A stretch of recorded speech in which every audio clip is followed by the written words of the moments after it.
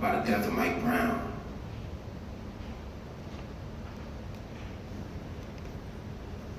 See, the lynching, that's what it was. It was a lynching.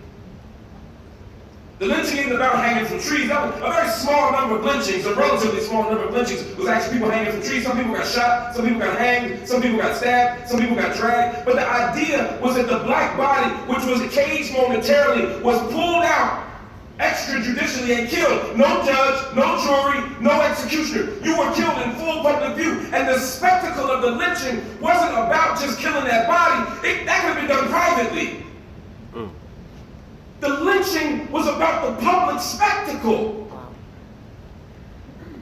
So that you knew what would happen if you challenged state power. So you would know what happened if you became too uppity, if you spoke too freely, if you smiled too brightly, if you walked too straight. So when I saw Mike Brown's body, the blood of it still stained on the ground, and I saw those children traumatized. That the body lay out there for 4.5 hours. No police came to get him. No medical establishment came to rescue him. They didn't even have a sheet on his body. And when they finally brought the sheet a couple hours later, it was too small. His feet peeked out from the bottom. Then they pulled it down, and then his head popped up from the top. You could smell death in the air. You could see flies around his body. They left him on the ground like he ain't belonged to nobody.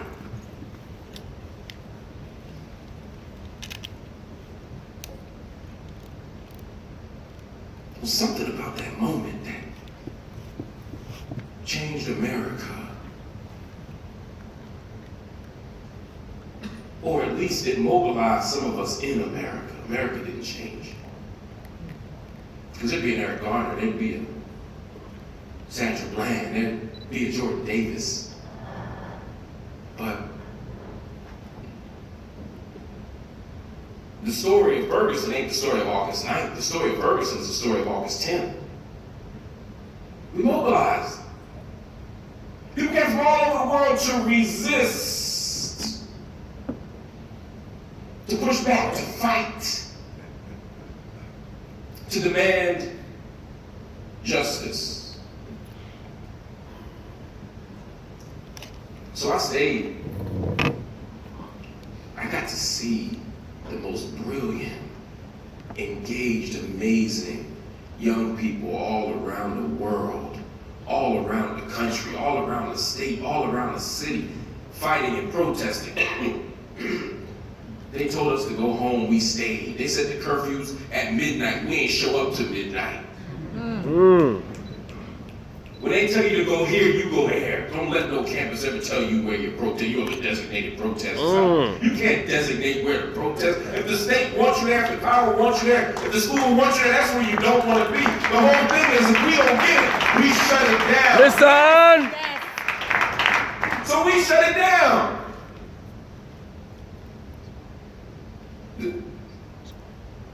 The state power was ubiquitous. I remember one night, we were tweeting on the ground on South Florissant, West Florissant, excuse me, and because the news always had to say there was the police are giving the protesters fair distance. They were beating us. They were sending out warnings, shots. Those weren't warning shots. People got hit. They're sending smoke bombs to give them notice that they should leave. Those were not smoke bombs, that was tear gas. So we had to use our fingers on our phones to counter-narrate the dominant media account, which was saying that we were being smoke bombed when in fact we were being tear gassed. And we couldn't see, and we couldn't breathe, and teenagers were gasping for air. Elderly folk were just trying to survive. We didn't know what to do. And then Mariam Barghouti, who was in Ramallah, in the West Bank, sent us a tweet from Palestine. He said, wash your eyes out using milk. You can wrap your face with the t-shirt. Run toward the wind so that when the wind hits your face, it will sting a little bit, but it'll stop the tear gas from getting in your eyes and allow you to breathe to make it to the next space. Here's how you survive state power in the face of tear gas. Here's how you survive state tyranny. Here's how you resist an oppressive state that has you surrounded at all sides. We got tweets from Gaza. We got tweets from Ramallah. We got tweets from inside that entity known as Israel.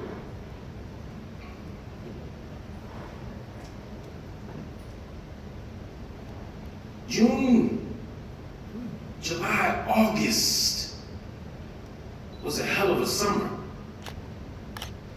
Because you see, the same time that August 9th was happening in Ferguson, Gaza was under attack. The Israeli government was sending disproportionate numbers of bombs into Gaza.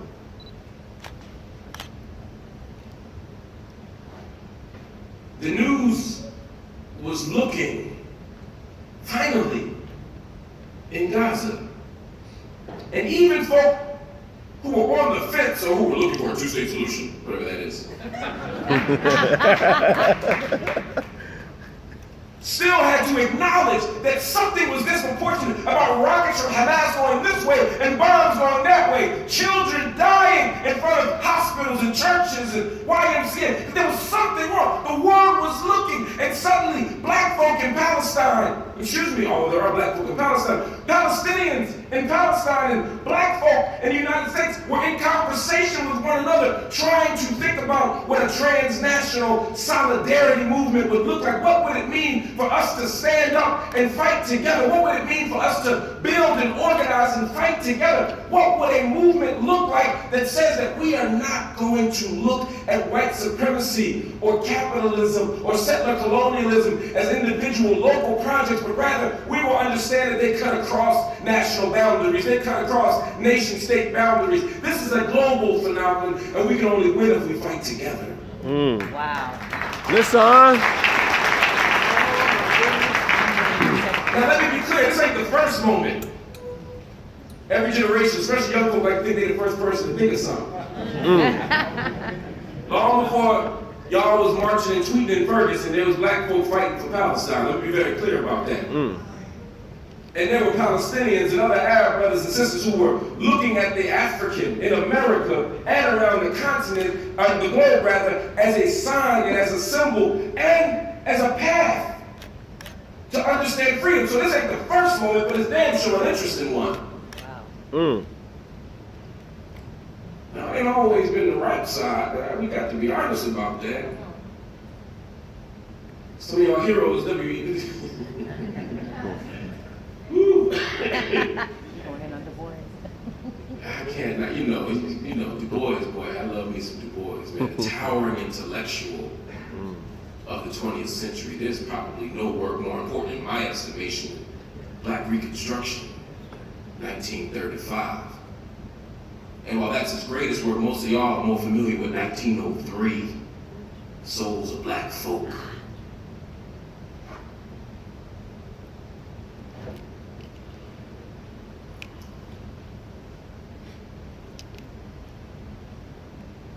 Suppression of the African slave trade. Philadelphia Negro. Was it 1899? Suppression was 1896? I mean, the gamut is brilliant. 3 autobiographies. But on Palestine, he was wrong. But part of what you have to understand is the black Palestinian transnational understanding or transnational relationship begins for black folk at a place where black folk were trying to imagine or articulate a freedom dream that was transnational. Let me say that differently. Black folk understood that freedom wasn't going to rest purely in America, but that they had to look outside the shores of America. They had to look beyond America to understand themselves as global citizens, themselves as people who weren't just situated within the American black-white racial paradigm, but also as people whose freedom dream or whose freedom destination might be somewhere else. That's why Marcus Garvey and the UNIA had an understanding of Zion. And Zionism, it wasn't so much that he was down with Palestinian oppression as much as he understood that for black folk, a return home had to mean something, that there had to be a way that black folk who were catching hell in every corner and every part of the world could go somewhere as a unified Pan-African identity and be free. And so the idea of a Zion made sense to them. It wasn't the same Zion that begins in 1896 with the World Zionist Organization at Theodore Herzl. It wasn't the kind of Zionist movement that begins in 1882 and goes up to 1903 in terms of the first holiday. Although that was a very interesting and peculiar kind as well. But no, they were trying to understand what it meant for black folk to move in a certain way. And Du Bois had a similar preoccupation. Still wrong though. Go back and read A Case for the Jews. Publishes in the Chicago Star in 1948. The original essay was called Ethics and the Problem of Palestine,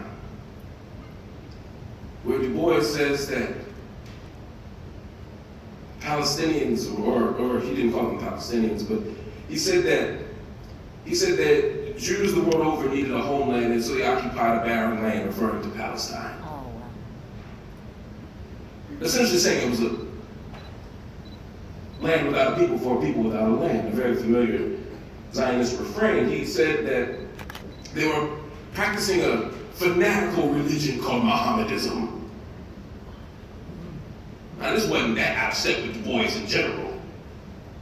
Go back and read Souls when he's talking about the frenzy that's happening in the Tennessee backwoods at the revival. We watching revival as black folk, people catching the ghost and getting the spirit. He's calling it grotesque.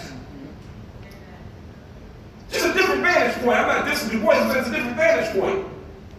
I'm dissing the critique though. But my bigger point is, black folk from 48 to 67, which is kind of the point from the establishment of the State of Israel, the Arab-Israeli War to 1967, the beginning of the Six-Day War, is an interesting moment because black folk are grappling with their own conceptions of what it means to be Pan-African, of what it means to think about a unified American or African identity that might not be located purely within America. And at the very same time that you have that, you've got black nationalist organizations like the Nation of Islam and other people saying that we are not just black folk. I'm not just a Negro. I'm not a Negro. I am the original man. I'm the Asiatic black man. I'm the maker, the owner, the cream of the planet Earth, the father of civilization, the God of the universe. Listen. It's a very particular conception. No, this is important because we can't ever ignore the fact that Elijah Muhammad and Muhammad Ali before him were articulating a global conception of the African subject. This is important. They wasn't just talking about here.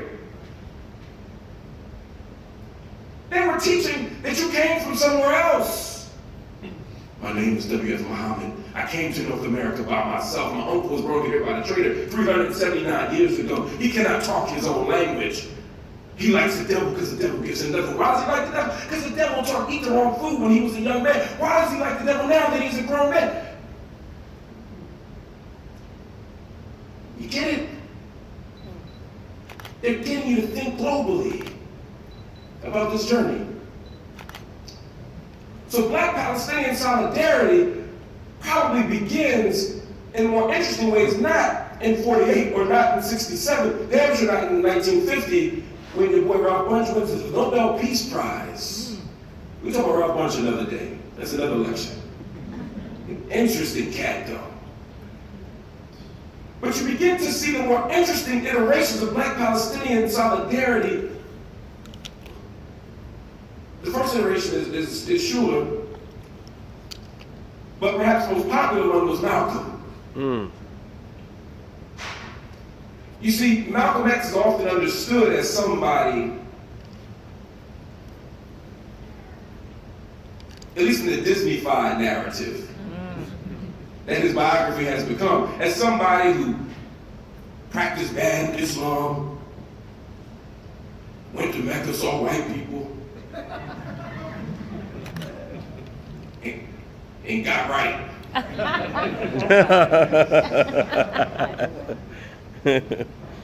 First of all, Malcolm, and it's we can talk about that another day too. But Manny Marable really gets at this and helps us understand. And Malcolm had a much more complex understanding of the racial politics of Islam. On his first trip, his decision to leave the nation wasn't linked to seeing white people. He saw white people on his first trip. But more importantly, when Malcolm goes to the Middle East and when Malcolm goes to the continent of Africa, what Malcolm sees is a few things. He sees a pan-Arab movement. He begins to understand that Islam has the ability and the capacity not just to function as a functional religion, but also that within the context of Islamic nations was a growing pan-Arab nationalist movement that was helping to change the world and to push back against Western power. Malcolm was beginning to think internationally as a Muslim. So when he visits Gamal Abdel Nasser becomes the president of Egypt in 1954, really 1952, for real. He was like the Dick Cheney to Muhammad Naguib's George Bush from 52 to 54, but that's a whole other conversation. In 54, Gamal Abdel Nasser becomes president. By 56, with the Suez Crisis, Gamal Abdel Nasser is doing what? He is resisting Western power.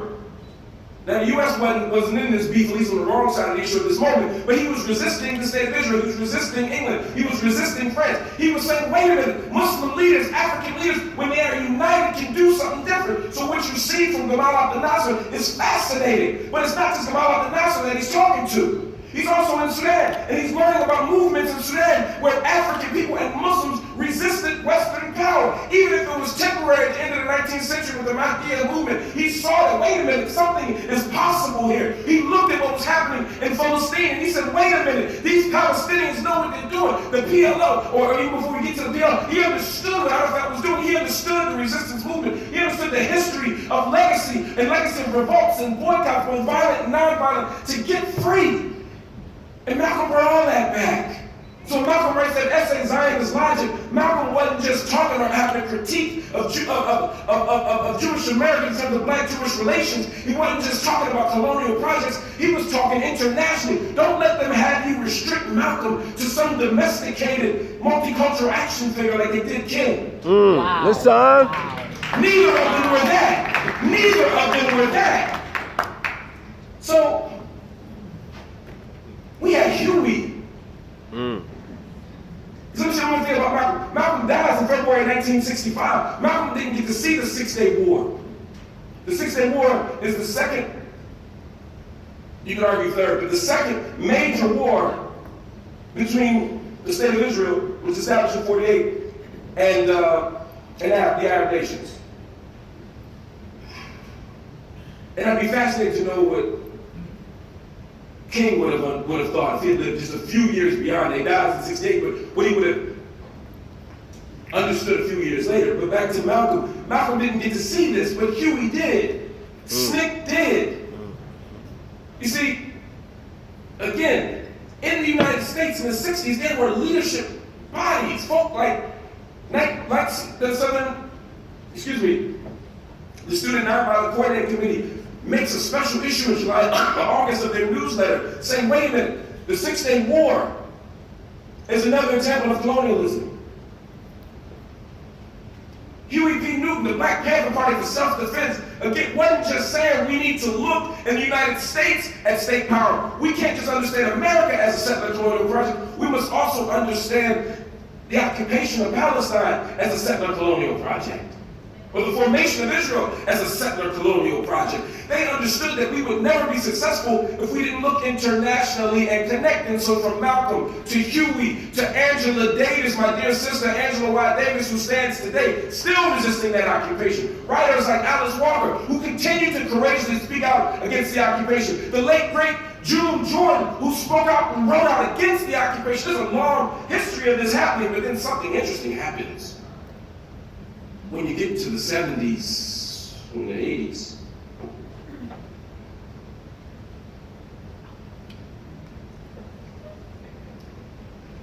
there's a certain kind of lull. There's a certain kind of lull that's happening in terms of Black-Palestinian solidarity. There's lots of reasons why we could talk about that. One, of course, is COINTELPRO. Wow. The U.S. government's counterintelligence program is undermining Black leadership and Black movements. They're being infiltrated, they're being railroaded, they're being dismantled. So groups like the Black Panther Party for Self-Defense are being dismantled, partly from the inside out. Now, it wasn't all COINTELPRO. Some of that was just Negro stuff.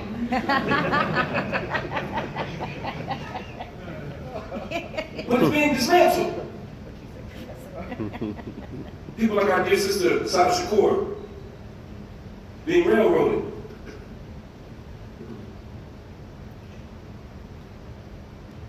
We continue to buy into a civil rights framework where we only merely ask the state not to do harm. We bought into the logic of capitalism. We became excited to have our children going to Harvard and Yale and Princeton. Wow. We were celebrating our firsts in every field of human endeavor. And while that was happening, we were losing sight of the kind of radical possibilities of a transnational solidarity. There you go.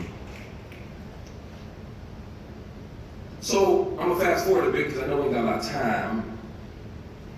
But something fascinating happens for me when I see Mike Brown on that ground and Miriam Barghouti is sending us those notes. I'm saying, wait a minute.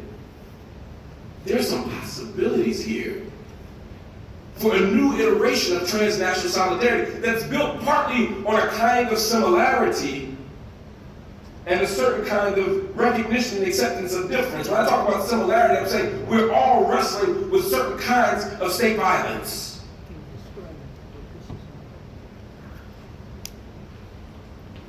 I remember going to, where was I? I was in Israel, the state of Israel. I was in, I want to say I was in Haifa. It was either in Haifa or, I was in Haifa. And I was with a group of actors, with the Dream Defenders. Hey. Squad. And we were talking to, we were at there's a group called IDALA. IDALA is a social justice group in Israel or in Palestine. When I say Palestine, sidetrack, when I say Palestine, I mean all of it, river to sea. So even when I say Palestine, I might mean Israel. I'll try to be clear to the extent that I can be. For those videotaping, I'm not saying Israel does not exist. I'm simply saying I'm referring to historic Palestine when I say Palestine. There you go.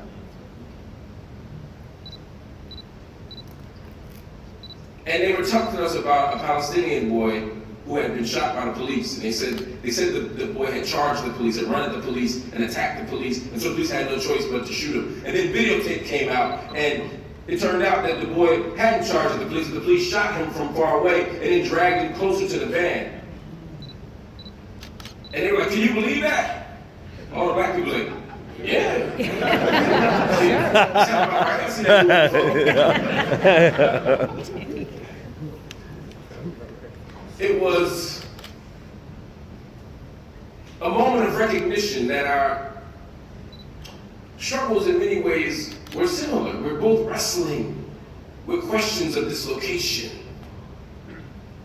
both wrestling with forms of marginality, both wrestling with forms of state violence where you can be shot indiscriminately for simply being you and outside, wrestling with juvenile curfews, wrestling with the strange conception or construction of a school system that gives you no resources, no teachers, no books, has you compete against people who has structures, resources, and books. And then when you don't do as well as the people who got the structures, resources, and books, they say you're not as smart as the people with the structures, resources, and books. Listen!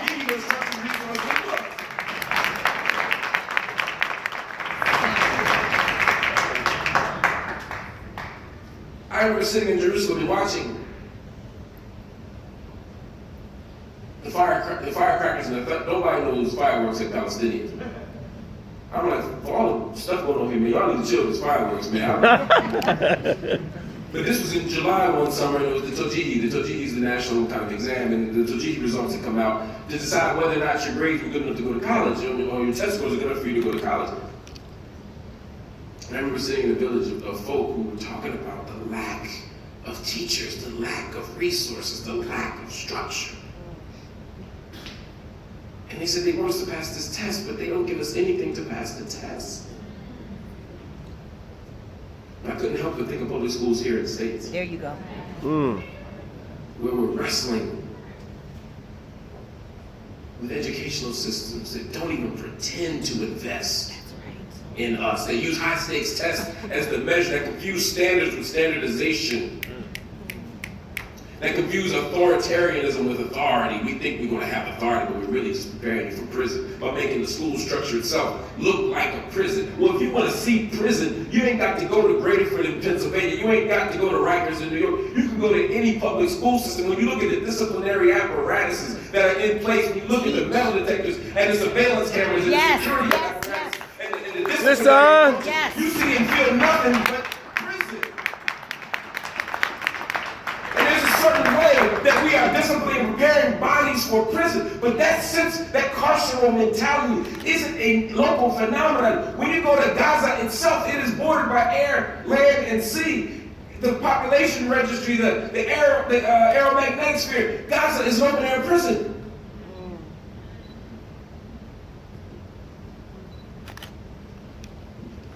Those metal detectors that you got to walk through the school, imagine being in Ramallah or Isaiah, where you got to do that not just to go to school, but you got to do that to go to the store. You got to do that to go to work. You got to go through checkpoints all day, every day, living under occupation.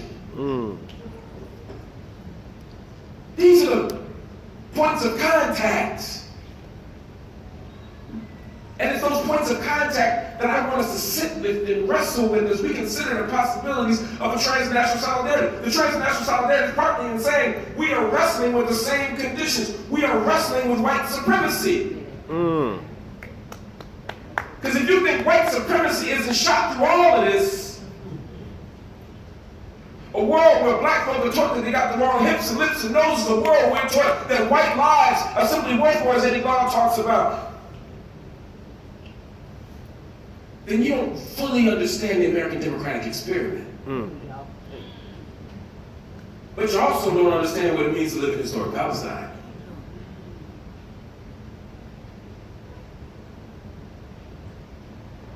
Where whiteness still governs. Where our Ethiopian brothers and sisters, our Falashian brothers and sisters, the Habesha family in the building, but when they go to Israel, when they make Aliyah, it took decades for them to be even recognized as Jewish.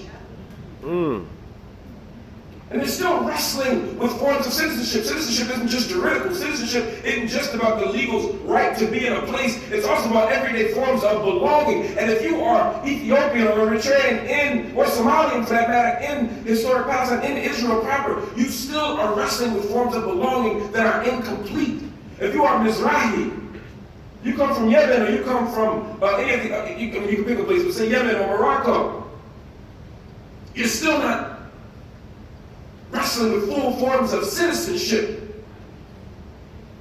And we can't just, this isn't just an Israeli question, this is an Arab issue too. Because if you think that black Palestinians have it sweet, there you go. Let's not pretend. We can't ignore anti-black racism among Palestinians. It's a deep and rich problem. As somebody who spends at least a quarter of the year, or a fourth, a third of the year, in Palestine, I can tell you, you want to experience it. It might be subtle,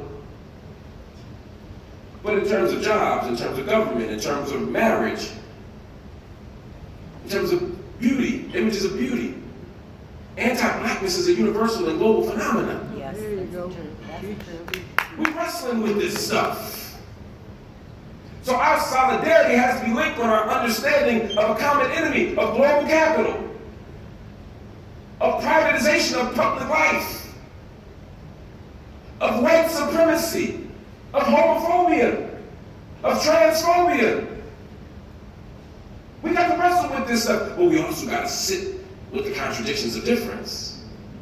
Because sometimes we hover around and try to make sense of this solidarity politics by always talking about how we the same. No, some of the stuff just ain't the same. Right. And that's okay. I don't don't need to be you. You don't need to be me for me to stand in solidarity with you. I don't need to be Jewish to fight anti-Semitism. There was a bombing last week. One of the most disturbing and disgusting attacks I've ever seen in my lifetime. 11 innocent people killed. That's not just a product of one crazy gunman. That's a product of a universal narrative of anti-Semitism that has never not been pervasive. And the rise of anti-Semitism in the United States and the rise of anti-Semitism in Europe, especially in the last 10 years, is not coincidental when we look at the leadership models that we have had. We have a president that traffics in anti-Semitic narratives. We have a president that continues to argue about global cabals and conspiracies and globalism and distributes images of anti-Semitic, either explicit or implicit or subtle or tacit or overt messages that are anti-Jewish. We see this happening. So there's a way that, again, we got to wrestle with all this stuff, but at the very same time, as we engage in solidarity politics that is resisting settler colonialism, that is resisting anti-Semitism, and we also don't want to buy into a narrative that says that resisting Zionism is in itself anti-Semitic. Wow. We have to resist anti-Semitism in our terms. At the same time, we have a right to fight for self-determination, peace, and safety for everybody. Yes. This is part of the work. But we got to sit with the differences. As a black person in America, I belong to a state. It might be a raggedy state sometimes. It might be a state in which my identity is questioned. It may be a state in which I am not fully welcome. It might be a state in which I'm prone and subject to random violence. But that still ain't the same as sitting in Bethlehem or Nablus as a Palestinian, or in Khalil as a Palestinian who doesn't have access to a state, that has a Hawiyya and ID card but doesn't have a passport. Somebody who cannot return since 1948 despite international law saying that I have a right to return. This individual saying I do not have a right to return or not allowing me to return. That's a different kind of circumstance. I can't ever compare, and when I compare, I don't mean it's better or worse. I'm saying it's simply a different reality.